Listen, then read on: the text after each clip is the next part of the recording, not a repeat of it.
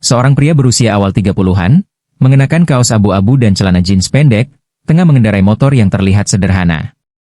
Namanya Bramantio, atau sering dipanggil Mas Bram oleh orang-orang di kampungnya. Bram tidak banyak bicara, raut wajahnya tenang, tetapi sorot matanya tajam seperti seseorang yang telah melalui banyak pengalaman hidup.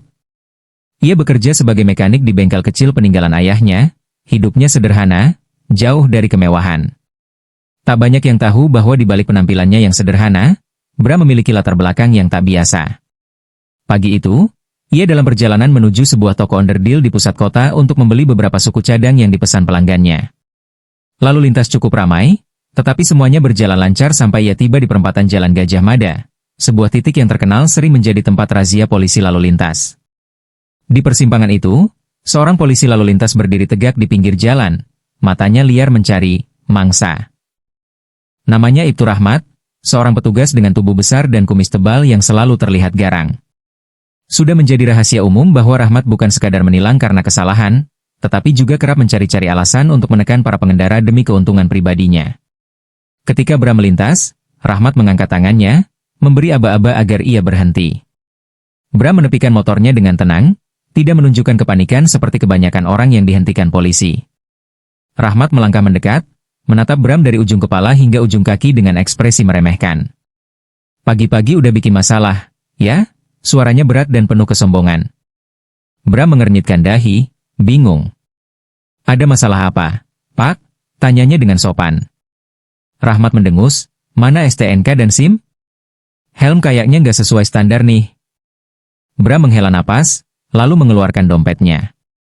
Dengan tenang, ia menyerahkan SIM dan STNK yang masih dalam kondisi baik. Ini, Pak.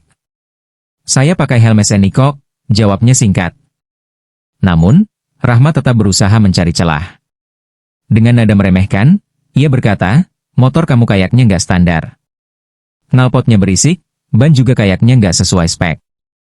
Bram masih bersikap tenang, tetapi matanya mulai menyorotkan sedikit ketegasan. Pak, motor ini masih standar pabrik. Tidak ada yang diubah, katanya datar. Rahmat tersenyum miring. Jangan ngajarin saya, ya. Saya ini sudah belasan tahun bertugas. Udah, motor saya tilang, kalau nggak mau repot ya. Ia membiarkan kalimatnya menggantung, memberikan isyarat yang jelas bahwa ia mengharapkan sesuatu. Bram menatapnya dalam diam. Dalam hatinya, ia bisa saja mengakhiri situasi ini dalam sekejap, tapi ia memilih menunggu. Ada sesuatu dalam dirinya yang ingin melihat seberapa jauh polisi ini akan bertindak. Di saat yang sama, beberapa warga mulai memperhatikan kejadian itu dari kejauhan. Mereka tahu siapa Bram, tapi mereka juga tahu bahwa Rahmat adalah tipe polisi yang sulit diajak bicara. Seorang ibu-ibu yang sedang berjualan di warung sebelah berbisik kepada suaminya, "Wah, kasihan mas itu. Ketemu Pak Rahmat, bisa habis duitnya. Jadi gimana, mas? Mau saya tilang? Atau kita cari solusi yang lebih gampang?" katanya dengan nada yang jelas menyiratkan maksud tersembunyi. Bram menarik napas dalam. Ia tahu maksud polisi itu, tetapi ia tetap tidak menunjukkan reaksi berlebihan. Dengan suara datar, ia menjawab, "Kalau memang saya salah, silakan tilang sesuai prosedur Pak." Jawaban itu membuat Rahmat terdiam sejenak. Biasanya, orang-orang akan mulai menawar, berusaha mencari jalan damai dengan beberapa lembar uang. Tetapi pria ini sama sekali tidak menunjukkan rasa takut atau keinginan untuk berdamai. Bram tersenyum tipis, "Saya juga tahu aturan, Pak. Kalau memang saya melanggar, silakan tilang. Tapi kalau tidak ada kesalahan, kenapa saya harus kena sanksi?" Rahmat mendengus kesal. Dia tidak terbiasa dengan orang yang berani membantahnya seperti ini. Dengan gerakan kasar, ia mencabut buku tilangnya dan mulai menulis. "Oke, SIM kamu saya tahan. Ambil di kantor polisi nanti," katanya dengan nada puas. Namun, sebelum Rahmat sempat menyerahkan surat tilang itu, sebuah suara berat terdengar dari belakang mereka. "Sebentar, Pak. Saya bisa lihat surat tilangnya?" Rahmat menoleh, begitu juga Bram. Seorang pria berpakaian biasa, dengan jaket hitam dan celana kargo, sorot matanya tajam, wajahnya keras seperti seseorang yang sudah terbiasa menghadapi tekanan. Rahmat mengernyit. "Kamu siapa?" Ini urusan polisi, jangan ikut campur. Pria itu tersenyum tipis. Saya cuma ingin memastikan prosedurnya benar. Karena setahu saya, kalau tidak ada pelanggaran yang jelas, SIM tidak bisa ditahan begitu saja. Ketegangan di udara semakin terasa. Warga mulai saling berbisik, penasaran dengan pria misterius ini. Bram hanya diam, tetapi di dalam hatinya, ia tahu sesuatu yang menarik baru saja dimulai. Ketegangan semakin memuncak di pinggir jalan kecil itu. Ibtu Rahmat menatap tajam pria berjaket hitam yang tiba-tiba ikut campur urusannya. Beberapa warga yang menonton semakin mendekat, penasaran dengan apa yang akan terjadi selanjutnya. Saya tanya sekali lagi, kamu ini siapa? Mau ngajarin saya kerja? Rahmat menunjuk pria itu dengan ujung buku tilangnya. Pria itu tetap tenang, tidak sedikit pun terintimidasi. Ia melangkah perlahan mendekati Bram, menatapnya sejenak, lalu mengalihkan pandangannya kembali ke Rahmat. Nama saya Arya, katanya dengan nada datar namun tegas. Dan saya ingin tahu, atas dasar apa Anda menahan SIM teman saya? Rahmat mengerutkan kening. Teman kamu? Memangnya kamu siapa? Berani-beraninya ngatur-ngatur polisi?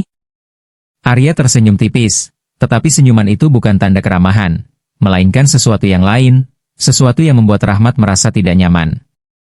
Saya hanya warga biasa, Pak, jawab Arya santai. Tapi saya tahu prosedur hukum. Dan saya juga tahu, seorang polisi tidak bisa seenaknya menahan SIM tanpa alasan yang jelas. Rahmat mendengus, jelas mulai merasa terganggu. Oh, jadi kamu ini sok ngerti hukum, ya?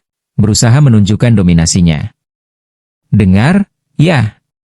Saya ini sudah bertahun-tahun bertugas di jalan. Saya lebih tahu mana yang boleh dan mana yang tidak. Bram yang sedari tadi tenang, akhirnya membuka suara. Pak, kalau saya memang salah, tilang saya sesuai prosedur. Tapi kalau tidak ada pelanggaran, saya mohon SIM saya dikembalikan. Rahmat semakin geram. Dia tidak suka dipermalukan di depan banyak orang. Biasanya, orang-orang tunduk pada otoritasnya tanpa banyak protes. Tetapi kali ini berbeda. Dasar keras kepala. Oke. Kita lihat siapa yang benar di kantor nanti. Rahmat berkata sambil bersiap memasukkan SIM Bram ke dalam sakunya. Namun sebelum itu terjadi, Arya mengulurkan tangan dengan cepat dan menahan pergelangan tangan Rahmat. Suasana langsung berubah tegang. Mata Rahmat membelalak marah. Hei! Kurang ajar kamu. Berani pegang tangan saya? Arya masih tersenyum tipis, tetapi genggamannya begitu kuat hingga Rahmat merasakan tekanan yang tidak biasa. Maaf, Pak. Tapi saya sarankan, kembalikan SIM itu. Sekarang. Rahmat mencoba menarik tangannya, tetapi entah kenapa genggaman Arya terasa seperti batu, keras dan tak tergoyahkan. Beberapa warga mulai berbisik-bisik, menyadari bahwa ada sesuatu yang berbeda dari pria ini. Salah satu warga yang lebih tua, menatap Arya dengan penuh rasa ingin tahu. Loh, saya kayak pernah lihat orang ini di TV. Jangan-jangan? Rahmat semakin emosi. Ia akhirnya berhasil melepaskan tangannya dan mundur selangkah. Sialan. Kamu pikir kamu siapa? Polisi? Tentara? Atau preman? Arya tidak menjawab. Ia hanya menatap Rahmat dengan tajam, sorot matanya penuh wibawa. Tatapan itu, bukan tatapan orang biasa. Bram tersenyum kecil, akhirnya paham siapa yang baru saja datang membantunya. Dan di detik itu juga, Rahmat merasakan ada sesuatu yang tidak beres.